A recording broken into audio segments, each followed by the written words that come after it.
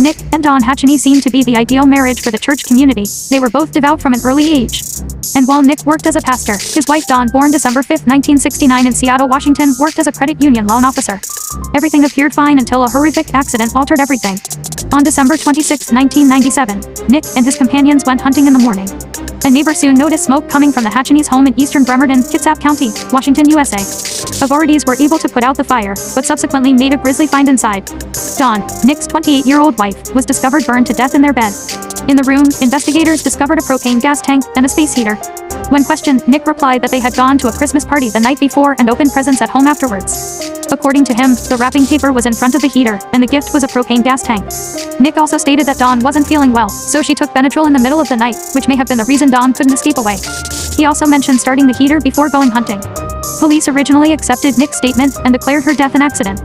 However, in 2001, new information prompted authorities to reinvestigate the case, with Nick's assistant Sandra Glass providing additional data. Nick, upset, appeared to forget about her within months. However, it was later revealed that he had initiated sexual relationships with at least 3 women, one of whom was Lindsay Lotzbaugh, a 20-year-old missionary, including Dawn's biological mother. Not only that, but Sandra Glass, the whistleblower, admitted to having an affair with Nick in 1997 when Dawn was still alive, which led her to assume they were going to marry. However, Nick opted to be with Nicole Matheson, another woman following Dawn's death, leaving her unhappy and feeling lied to. Even more alarming, Sandra claimed that Nick killed his wife by lighting her on fire after giving her a big dose of Benadryl, strangling her with a plastic wrap around her head and setting fire to the house.